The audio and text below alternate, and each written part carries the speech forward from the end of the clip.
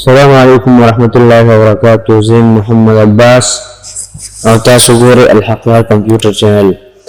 زه نن د یو نوي ویډیو سره حاضر یم چې موږ به په کورورا کې بک کور ډیزاین څنګه جوړو.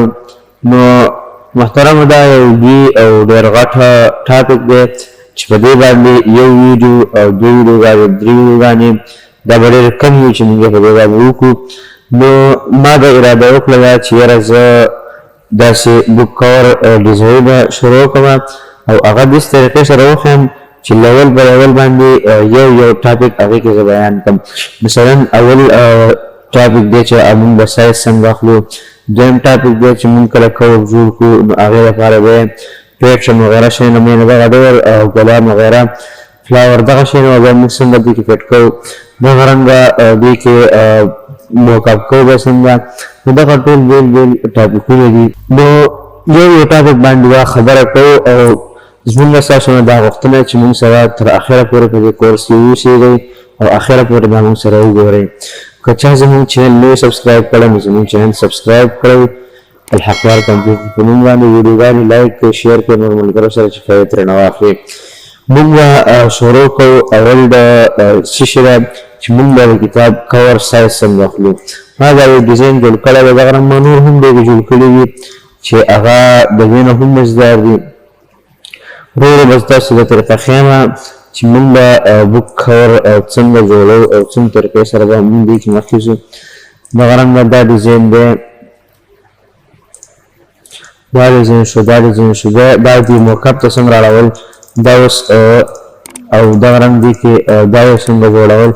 نو دا ټول به زه تاسو ته په دې کورس کې ښیم چې موږ به دا شیونه څنګه جوړو. دغه رنګه دا به څنګه جوړو، دا ډیزاین والا نوم به څنګه لیکو، دا نوم د لاس نه بغیر. یو خو پینټر لیکلي، یو تاسو په کمپیوټر کې به داسې نوم لیکئ. بلکل دا نوم ما په کمپیوټر کې جوړ کړی دی. نو د دې لپاره تاسو زموږ دا ویډیوګانې تر اخره پورې وګورئ، انشاءالله ستاسو به ډېره فایده وشي. دغه رنګ ما دې کې دا یو موکاپ کړی دی. نو دا ما همدې کورورا کې کړی، انټرنیټ وغیره ویبسایټ وغیره باندې مې نه دی کړی. ستاسو ته دې هغه اصل هم ښیم، دا یې اصل دی بلکل یو فرضه کېږي دا.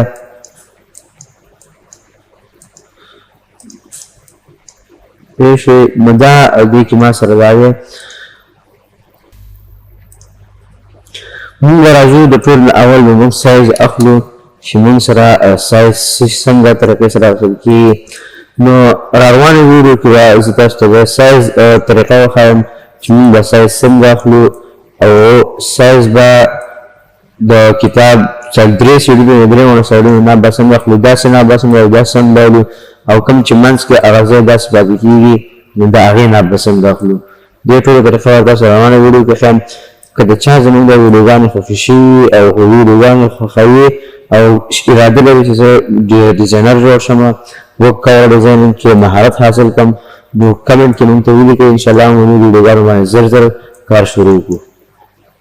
والسلام.